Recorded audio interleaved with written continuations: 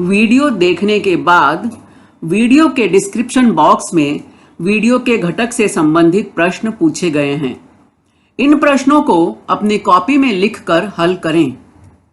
Video के description box में एक गूगल फॉर्म की लिंक भी दी गई है। लिंक खोलकर इस फॉर्म को जरूर भरें।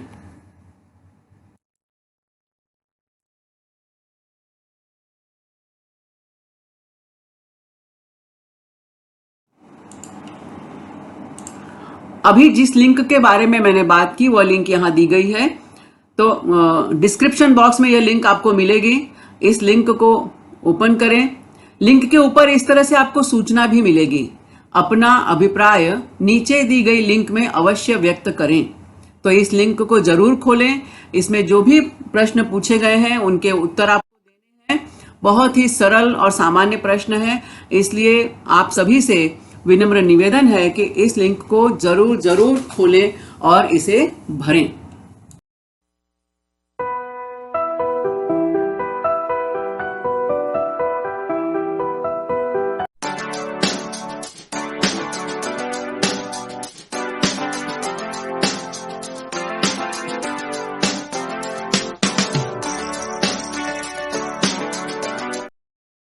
नमस्कार, प्रणाम, आदाब। कोविड-19 के प्रादुर्भाव की वजह से आज विद्यार्थी शाला में प्रत्यक्ष अध्ययन अनुभव लेने से वंचित हैं। बृहन मुंबई महानगर पालिका शिक्षण विभाग ने एक सराहनीय कदम उठाया, जिससे हमारा कोई भी विद्यार्थी शिक्षा से वंचित न रहे। और इस श्रृंखला के अंतर्गत हम अपने विषय के रोचक घटक लेकर, रोचक वीडियोज लेकर आपके सामने उपस्थित रहेंगे। और इसी के अंतर्गत मैं श्रीमती पूर्णिमा पांडे आप सभी को वर्चुअल स्टूडियो क्लास में आमंत्रित करती हूं, अपने एक नए विषय के साथ, नए घटक के साथ। तो चलें अपने विषय के संग।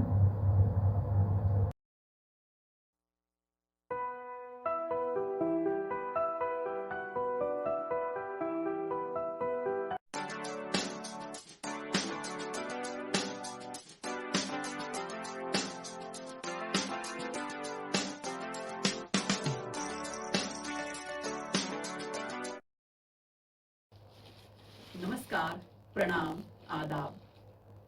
कोविड-19 के प्रादुर्भाव की वजह से आज विद्यार्थी शाला में प्रत्यक्ष अध्ययन अनुभव लेने से वंचित हैं। बृहन मुंबई महानगर पालिका शिक्षण विभाग ने एक सराहनीय कदम उठाया, जिससे हमारा कोई भी विद्यार्थी शिक्षा से वंचित न रहे। और इस श्रृंखला के अंतर्गत हम अपने विषय के रोचक घटक लेकर, रोचक वीडियोज लेकर आपके सामने उपस्थित रहेंगे। और इसी के अंतर्गत मैं श्रीमती पूर्णिमा पांडे आप सभी को वर्चुअल स्टूडियो क्लास में आमंत्रित करती हूं, अपने एक नए विषय के साथ, नए घटक के साथ। तो चलें अपने विषय के संग। इतिहास और नागरिक शास्त्र, कक्षा 8वीं। कक्षा 6ठी में हमने प्राचीन भारत के इतिहास का अध्ययन किया। कक्षा 7वीं में हमने मध्यकालीन भारत के इतिहास का अध्ययन किया। कक्षा 8वीं में हम पढ़ रहे हैं आधुनिक भारत का इतिहास। और आधुनिक भारत का इतिहास यानी कालखंड है, ये है 16वीं शताब्दी के बाद का। और इसी कड़ी को आगे बढ़ाते हुए हम पहुंचे हैं स्वतंत्रता प्राप्ति के चरण में।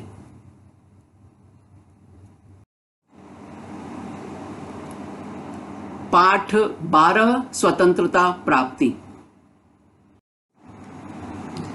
द्वितीय विश्व युद्ध के कालखंड की हम बात कर रहे हैं। द्वितीय विश्व युद्ध 8 मई 1945 को जर्मनी के आत्मसमर्पण करने पर समाप्त हुआ। यह युद्ध यूरोप की धरती पर लड़ा गया था। 6 वर्ष तक चला था, लेकिन इसमें विश्व के अधिकांश देशों ने हिस्सा लिया था। इस युद्ध की शुरुआत हुई थी 1939 ईस्वी में। और इस दौरान ब्रिटिश भारतीय सेना में मात्र 2 लाख लोग शामिल थे। ब्रिटिश भारतीय सेना ने भी इस युद्ध में हिस्सा लिया था। 1939 के समय में भारत ब्रिटिश साम्राज्य का उपनिवेश था और ब्रिटिश साम्राज्य का प्रतिनिधित्व करने वाली ब्रिटिश भारतीय सेना, और इसमें 2 लाख भारतीय सैनिक थे। यह युद्ध तो समाप्त हो गया 6 वर्षों के बाद, लेकिन ब्रिटिश भारतीय सेना जिसमें उस समय सिर्फ 2 लाख लोग थे, युद्ध के समाप्त होते होते यह इतिहास की सबसे बड़ी स्वयंसेवी सेना बन गई, जिसमें कार्यरत लोगों की संख्या अब 25 लाख से अधिक हो गई थी। यानी अगस्त 1945 तक इसमें 25 लाख सैनिक शामिल हो चुके थे।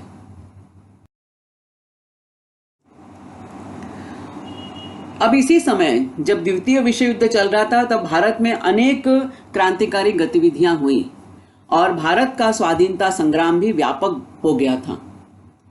भारत के क्रांतिकारियों को, भारत के जो नेता थे, इन्हें लगा कि हम ब्रिटेन के साम्राज्य के लिए, उनके लिए हम लड़ रहे हैं, तो हमें अपने भी आज़ादी की तरफ ध्यान देना चाहिए, अपनी स्वतंत्रता की लड़ाई को भी आगे बढ़ाना चाहिए। और भारत में अनेक क्रांतिकारी गतिविधियां हुई, जिसके बारे में हमने पिछले पाठ में पढ़ा। भारत की स्वतंत्रता की मांग जोर पकड़ती जा रही थी, उसका गंभीरता से विचार करना आवश्यक है। इसका बोध अंग्रेज शासकों को हुआ। उनको लगा कि अब यदि हमने इस मांग पर विचार नहीं किया तो हमें बहुत ही अपमानित होकर यहां से निकलना पड़ेगा। तो इस दृष्टि से भारत को स्वतंत्रता प्रदान करने के लिए अंग्रेज सरकार अलग अलग योजनाएं बनाने लगी। राष्ट्रीय कांग्रेस का निर्माण धर्मनिरपेक्षता के सिद्धांत पर हुआ था। 1885 ईस्वी में राष्ट्रीय कांग्रेस का निर्माण हुआ था, भारतीय राष्ट्रीय कांग्रेस का निर्माण हुआ था। और बच्चों, मैं फिर से यहाँ पर एक बात कह देना चाहती हूँ कि वर्तमान की जो कांग्रेस पार्टी है, कोई भी कांग्रेस पार्टी है, राजनीतिक कांग्रेस पार्टी जो है, उसका इस राष्ट्रीय कांग्रेस पार्टी से कोई भी लेना देना नहीं है, कोई भी कनेक्शन नहीं है। नहीं तो हमें कई बार ध्यान में रहता है कि ये अरे यही कांग्रेस पार्टी। तो इसलिए राजनीतिक दृष्टि से हम बात करें तो वर्तमान कांग्रेस पार्टी का उस समय के भारत में जो कांग्रेस पार्टी थी उससे कोई संबंध नहीं है। तो उस समय की जो भारतीय राष्ट्रीय कांग्रेस थी, उसका निर्माण तो हुआ था धर्मनिरपेक्षता के सिद्धांत पर। राष्ट्रीय आंदोलन में सभी जाति, धर्मों, पंथों के लोग सम्मिलित हुए थे और अंग्रेज सरकार यह देखकर घबरा गई थी और इसलिए अंग्रेजों ने इस आंदोलन को दुर्बल बनाने के लिए, इस आंदोलन को कमजोर करने के लिए फूट डालो और राज्य करो, डिवाइड एंड रूल, इस नीति का अवलंब किया था, इस नीति का आधार लिया था। फूट डालो और राज्य करो, डिवाइड एंड रूल। इसका परिणाम बहुत भयंकर हुआ। अंग्रेज जब भारत में आए थे तो उन्होंने यहाँ की भारत की समृद्धि देखी थी, सांस्कृतिक समृद्धि देखी थी, आर्थिक समृद्धि देखी थी और उन्हें लगा कि ये तो बहुत अच्छे लोग हैं, समृद्ध लोग हैं, यहाँ व्यापार किया जा सकता है। और लेकिन उसी समय एक बात और उनके ध्यान में आई कि यहाँ के लोगों में राष्ट्रीय एकता का अभाव है।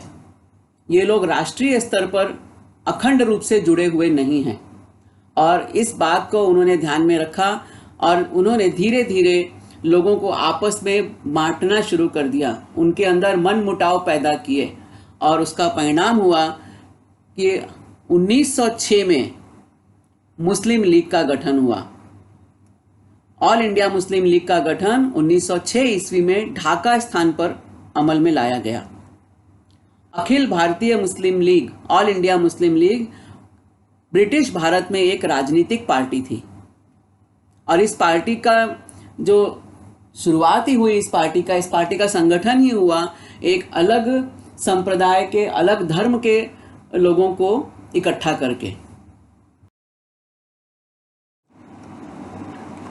और 1930 ईस्वी में प्रसिद्ध कवि डॉक्टर मोहम्मद इकबाल ने स्वतंत्र मुस्लिम राष्ट्र का विचार रखा। सारे जहां से अच्छा हिंदुस्तान हमारा, इस गीत को लिखने वाले प्रसिद्ध कवि डॉक्टर मोहम्मद इकबाल, उन्होंने सबसे पहले स्वतंत्र मुस्लिम राष्ट्र का विचार दिया। मुस्लिम लीग पार्टी बन चुकी थी लेकिन वो पार्टी अपने अलग कुछ अधिकारों के लिए लड़ती थी, लेकिन हमें स्वतंत्र राष्ट्र चाहिए, हमें भारत से अलग होकर एक राष्ट्र चाहिए, देश चाहिए। यह विचार सबसे पहले दिया डॉक्टर मोहम्मद इकबाल ने। और उसके बाद रहमत अली चौधरी ने पाकिस्तान की संकल्पना रखी। एक अलग राष्ट्र चाहिए, लेकिन उस राष्ट्र का नाम क्या होगा, उसको हम कैसे बनाएंगे, यह संकल्पना स्पष्ट की रहमत अली चौधरी ने, और उन्होंने इसे नाम दिया पाकिस्तान। एक शब्द दिया उन्होंने, पाकिस्तान।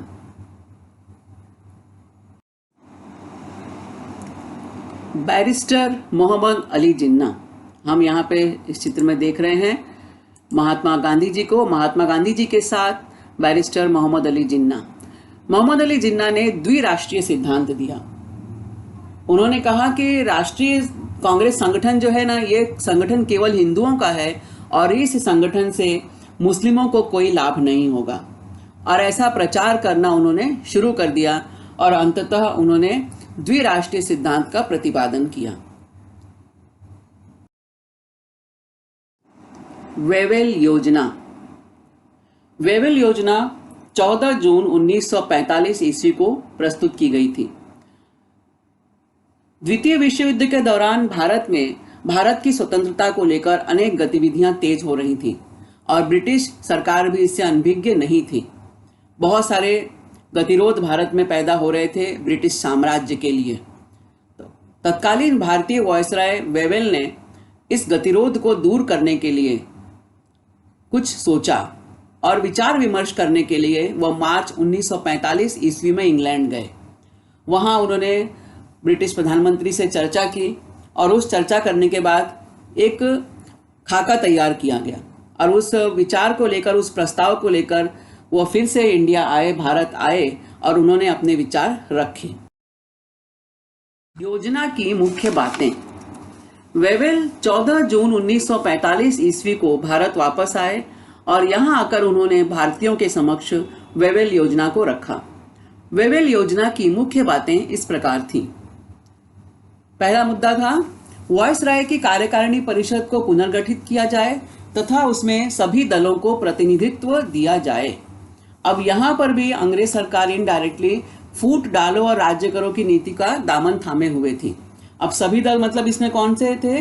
मुस्लिम भी हों, इसमें दलित भी हों, और अन्य अल्पसंख्यक भी शामिल हों, ऐसी उनकी डिमांड थी। परिषद में वायसराय या सैन्य प्रमुख के अतिरिक्त शेष सभी सदस्य होंगे तथा प्रतिरक्षा विभाग वायसराय के अधीन होगा। प्रतिरक्षा विभाग यानी सुरक्षा विभाग, डिफेंस डिपार्टमेंट, वह वायसराय के पास होगा। कार्यकारिणी परिषद में मुस्लिम सदस्यों की संख्या हिंदुओं के बराबर होगी। कार्यकारिणी परिषद एक अंतरिम राष्ट्रीय सरकार के समान होगी। गवर्नर जनरल बिना कारण निषेधाधिकार का प्रयोग नहीं करेंगे, यानी एक पैरेलल सरकार जैसे चलती है समानांतर, वैसे ही तरह से ये सरकार चलेगी, और जो गवर्नर जनरल होगा वह इसमें कोई भी अपना दखल नहीं देगा, इंटरफेरेंस नहीं करेंगे। कांग्रेस के नेता रिहा किए जाएंगे। उसके पहले 1942 में महात्मा गांधी जी भारत छोड़ो आंदोलन का आह्वान कर चुके थे, और उसी कड़ी में कई बड़े बड़े नेता जो थे वो जेल में बंद थे, कैद किए गए थे। तो वेवेल योजना के एक मुख्य मुद्दा ये भी था कि कांग्रेस के सभी नेता जो हैं वो रिहा किए जाएंगे, और शीघ्र ही शिमला में एक सर्वदलीय सम्मेलन बुलाया जाएगा। युद्ध समाप्त होने के बाद भारतीय स्वयं ही संविधान बनाएंगे, क्योंकि जून में 14 जून 1945 की बात है, तो उस समय तक द्वितीय विश्व युद्ध समाप्त नहीं हुआ था। तो ये युद्ध कौन सा है? तो द्वितीय विश्व युद्ध जब खत्म हो जाएगा तो भारतीयों को स्वयं अपना संविधान बनाने का अवसर दिया जाएगा।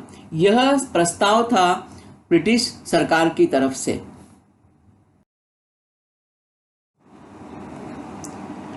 वेवेल योजना पर विचार विमर्श करने के लिए जून 1945 में भारत के वायसराय वेवेल ने भारत के प्रमुख राजनीतिक दलों की शिमला में एक बैठक बुलाई, और इस बैठक में बैरिस्टर जिन्ना ने आग्रह किया कि वायसराय के कार्यकारी मंडल में मुस्लिम प्रतिनिधियों के नाम सुझाने का अधिकार सिर्फ मुस्लिम लीग को मिलना चाहिए।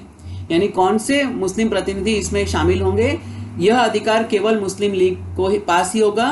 वो जिनका नाम सजेस्ट करेगी, सुझाव देंगे जिस सदस्यों का, वही सदस्य इस कार्यकारी मंडल में शामिल होंगे।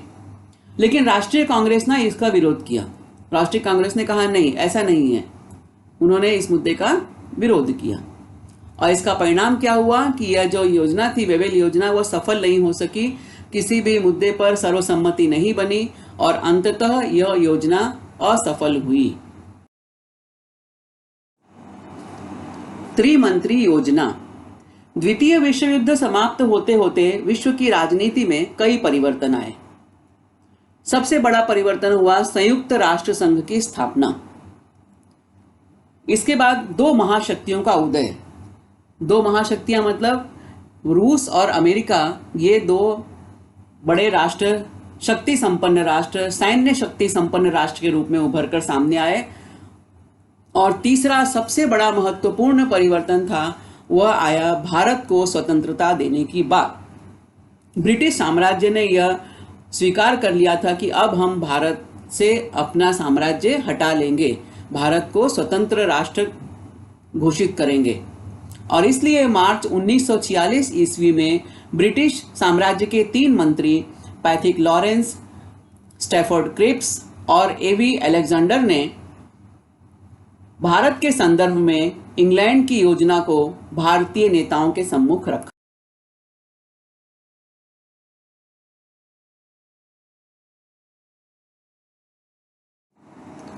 अब चूंकि इस योजना को, इंग्लैंड की इस योजना को इन 3 ब्रिटिश मंत्रियों ने रखा था, इसलिए इस योजना को त्रिमंत्री योजना कहते हैं। ब्रिटिश प्रधानमंत्री एटली ने पार्लियामेंट में भारत के विषय में अपनी नीति स्पष्ट कर दी थी और इसके अनुसार भारत की जनता का भारतीय संविधान निर्माण करने का अधिकार मान्य किया गया था। इस योजना में निहित कुछ प्रावधान राष्ट्रीय कांग्रेस को स्वीकार नहीं थे। इसी तरह इस योजना में मुस्लिमों के स्वतंत्र राष्ट्र की स्थापना का भी कोई प्रावधान नहीं था और मुस्लिम लीग भी इस योजना से असंतुष्ट थी। परिणाम स्वरूप त्रिमंत्री योजना पूर्णतः स्वीकार नहीं हुई। और अब हम उस दिन की बात कर रहे हैं जो भारतीय इतिहास में काले अक्षरों से लिखा गया है, और वह दिन है प्रत्यक्ष कृति दिन या प्रत्यक्ष कार्यवाही दिवस। पाकिस्तान के निर्माण की मांग पूरी नहीं हो पा रही थी और यह देखकर मुस्लिम लीग जो थी वह असंतुष्ट थी। मुस्लिम लीग ने अब प्रत्यक्ष कृति करने का निश्चय किया। प्रत्यक्ष कृति मतलब डायरेक्ट एक्शन करने का निश्चय किया और इसके अनुसार उन्होंने 16 अगस्त 1946 ईस्वी को प्रत्यक्ष कृति दिवस के रूप में मनाने की घोषणा कर दी। सीधी कार्यवाही, प्रत्यक्ष कार्यवाही दिवस या प्रत्यक्ष कृति दिन या डायरेक्ट एक्शन डे, यह मुस्लिम लीग द्वारा पाकिस्तान की मांग को तत्काल स्वीकार करने के लिए चलाया गया हिंसक आंदोलन था। मुस्लिम लीग के अनुयायियों ने हिंसा की गतिविधि का आधार लिया। देश में विभिन्न स्थानों पर हिंदू मुस्लिम दंगे हुए। मुस्लिम लीग के कार्यकर्ताओं ने बड़े पैमाने पर हिंसा का मार्ग अपना लिया। हिंदू मुस्लिम दंगे भड़क उठे। बंगाल प्रांत में नौखाली में भयंकर हत्याएं हुई और इस हिंसा की परिणति हो, यह हिंसा खत्म हो, समाप्त हो, इस हिंसा को रोकने के लिए गांधी जी ने अपने प्राणों की परवाह भी नहीं की और वो उसी माहौल में, उसी दंगे में वो नौखाली पहुंचे और वहां उन्होंने शांति स्थापित करने के लिए चरम प्रयास किए। हम यहाँ इस चित्र में देख रहे हैं महात्मा गांधी जी मुस्लिम विरोधी दंगे के बाद सैयद मोहम्मद के कहने पर दंगा ग्रसित क्षेत्रों में दौरा करने गए और इस दौरे में उनके साथ खान अब्दुल गफ्फार खान जी, जिन्हें हम सीमांत गांधी के नाम से जानते हैं, वो भी उनके साथ थे। और इस तरह वह देख रहे हैं हम यहाँ पर कि किस तरह वो घर घर जाकर लोगों को समझा रहे थे, शांति स्थापित करने का प्रयास कर रहे थे। तो केवल बंगाल के नौखाली प्रांत में ही नहीं बल्कि उसका असर आस पड़ोस के राज्यों पर भी हुआ, चाहे वो उत्तर प्रदेश हो, चाहे वो बिहार हो, सभी जगह भयंकर नरसंहार हुआ और बड़ी संख्या में हिंदुओं को मारा गया। अस्थायी सरकार की स्थापना। जब देश में हिंसा की आग धधक रही थी, गवर्नर जनरल वेवेल ने भारतीय प्रतिनिधियों की अस्थायी सरकार का गठन किया। अस्थायी सरकार में सम्मिलित हम नहीं होंगे, ऐसा निर्णय शुरू में मुस्लिम लीग ने लिया। भारतीय प्रतिनिधियों की अस्थायी सरकार थी, इसका नेतृत्व किया था पंडित नेहरू ने, और उनके मंत्रिमंडल ने प्रशासन की बागडोर अपने हाथ में ली और भारत के नए गवर्नर बने माउंटबेटन। पहले तो मुस्लिम लीग ने कहा कि हम इसमें शामिल नहीं होंगे, लेकिन बाद में मुस्लिम लीग भी इसमें शामिल हुई। लेकिन मुस्लिम लीग के नेताओं की अड़ियल नीति के कारण अस्थायी सरकार का प्रशासन सुचारू रूप से नहीं चल सका, क्योंकि मुस्लिम लीग के नेताओं की एक ही मांग थी, हमें अलग देश चाहिए, हमें भारत का विभाजन चाहिए। माउंटबेटन योजना। इंग्लैंड के प्रधानमंत्री एटली ने घोषणा की कि जून 1948 ईस्वी के पहले इंग्लैंड भारत में अपनी सत्ता को समाप्त कर देगा और भारत में होने वाले सत्तांतर की पृष्ठभूमि में भारत के वायसराय के रूप में लॉर्ड माउंटबेटन को नियुक्त किया गया।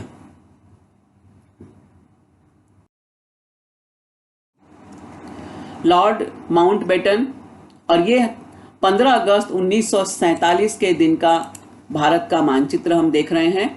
इस मानचित्र में दो रंग हमें दिखाई पड़ रहे हैं, हल्का पीला रंग जो भारत का क्षेत्र है और हल्का गुलाबी रंग जो पाकिस्तान का क्षेत्र है। देखा जाए तो राष्ट्रीय कांग्रेस जो थी हमारी देश की राष्ट्रीय पार्टी थी और इस पार्टी को विभाजन का विरोध था। राष्ट्रीय कांग्रेस की भूमिका का मूल आधार ही था देश की एकता, परंतु मुस्लिम लीग पाकिस्तान के निर्माण की हठवादिता पर उतर आई।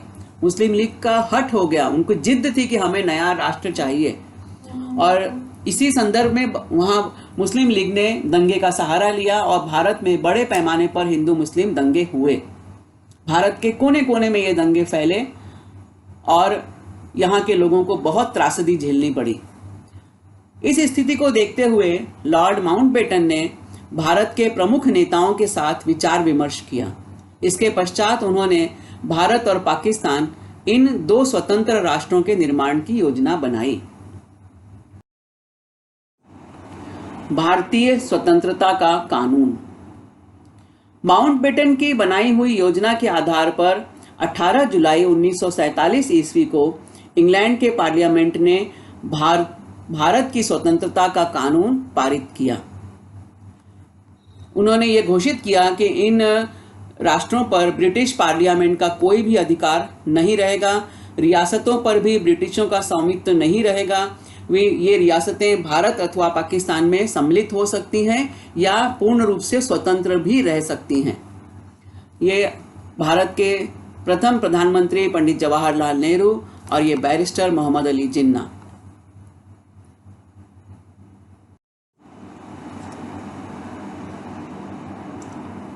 इस तरह भारत का विभाजन हुआ। बर्थ ऑफ इंडियाज फ्रीडम, ये हम देख रहे हैं 15 अगस्त 1947 शुक्रवार का दिन, और उस दिन का हम पेपर देख रहे हैं, समाचार पत्र। इस समाचार पत्र में कवर पेज पर यह हेडिंग थी, birth of India's freedom, Bharat की स्वतंत्रता का उदय। और भारत को स्वतंत्रता प्राप्ति हुई। भारतीय स्वतंत्रता कानून के अनुसार 15 अगस्त 1947 ईस्वी को भारत को स्वतंत्रता प्रदान की गई। इस तरह भारत के विभाजन के साथ भारत की पराधीनता समाप्त हुई। 14 अगस्त 1947 ईस्वी की मध्य रात्रि को दिल्ली के संसद भवन के सभागार में संविधान सभा की बैठक हो रही थी। मध्य रात्रि के 12 बजे का घंटा बजा और भारत की पराधीनता समाप्त हुई। ब्रिटिशों का यूनियन जैक नीचे उतारा गया और उसके स्थान पर भारत का तिरंगा झंडा फहराया गया। ब्रिटिशों की 150 वर्षों की पराधीनता से भारत स्वतंत्र हुआ और हम देख रहे हैं पंडित जवाहरलाल नेहरू जी भारतीय जनता को संबोधित करते हुए विशाल जन समूह, देश के कोने कोने से लोग यहां पहुंचे थे। स्वतंत्र भारत के पहले प्रधानमंत्री के रूप में शपथ ली थी पंडित जवाहरलाल नेहरू ने, और स्वतंत्र भारत के प्रथम राष्ट्रपति बने थे डॉक्टर राजेंद्र प्रसाद। स्वतंत्रता का आनंद विशुद्ध आनंद नहीं था। देश का विभाजन हुआ और विभाजन को लेकर भयंकर हिंसा हुई। इस हिंसा से भारतीय जनता के मन दुखी थे। देश का बंटवारा हुआ और जनता बड़े पैमाने पर विस्थापित हुई।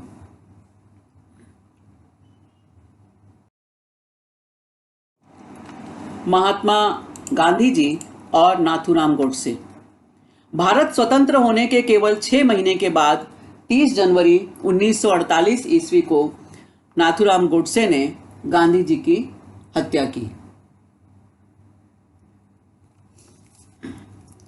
हिंदू मुस्लिम एकता को बनाए रखने के लिए गांधी जी रात दिन परिश्रम करते रहे और इसके लिए उन्होंने अपने प्राणों का बलिदान कर दिया। स्वतंत्रता समारोह में भी गांधी जी सम्मिलित नहीं हुए थे। उस समय वे बंगाल में शांति स्थापित करने के लिए एड़ी चोटी का पसीना बहा रहे थे। बंगाल में भयंकर दंगे हुए थे। इन दंगों में जो विध्वंस हुआ था उसको हम यहाँ देख सकते हैं, और महात्मा गांधी जी इससे बहुत दुखी हुए थे। इसलिए वे भारत के स्वतंत्रता समारोह में शामिल नहीं हुए। वे पहुंच गए थे बंगाल और वहां पर इस दंगे को बंद करने के लिए, समाप्त करने के लिए प्रयास कर रहे थे। वे चाहते थे कि चारों ओर शांति और अमन का वातावरण हो, और इसके लिए वो एड़ी चोटी का पसीना बहा रहे थे। इस तरह हम देखते हैं कि 15 अगस्त 1947 को भारत को आज़ादी मिली। यह आज़ादी इतनी आसानी से नहीं मिली थी। ये आज़ादी मिली थी भारत को अपने विभाजन की शर्त पर। भारत को अपने ही देश का बंटवारा करना पड़ा था। अपने ही भाइयों को दो जगहों में बांटना पड़ा था। अपने ही भाई बंधु बट गए थे और यह दूसरा राष्ट्र बना था पाकिस्तान, और हमारा राष्ट्र था भारत। और इस तरह से भारत और पाकिस्तान 2 राष्ट्र बने। भारत को बरसों की परातंत्रता से मुक्ति मिली, और इस स्वतंत्र भारत के प्रथम प्रधानमंत्री के रूप में पंडित जवाहरलाल नेहरू ने शपथ ली। ये उनका शपथ ग्रहण समारोह है। हम देख रहे हैं कि इस समारोह में बहुत ही सादगी से लोग उपस्थित हैं। बहुत ही सादगी से यह समारोह मनाया गया था। एक तरफ खुशी थी भारत को अपनी स्वतंत्रता प्राप्ति की, तो दूसरी तरफ दुख था अपने विभाजन का। तो इस सुख दुख के संगम पर भारत को स्वतंत्रता मिली। यह वीडियो देखा, सुना और समझा। मुझे पूरा विश्वास है कि यह वीडियो आपको पसंद आया है। इसे अधिकाधिक देखें, लाइक करें, सब्सक्राइब करें, अपने साथियों के साथ शेयर भी करें। आपके सुझाव और आपके कमेंट्स नीचे कमेंट्स बॉक्स में अपेक्षित हैं। कृपया हमें इनसे जरूर अवगत कराएं। तो मिलते हैं अगले वीडियो में किसी नए विषय के साथ, किसी नए घटक के साथ। तब तक धन्यवाद।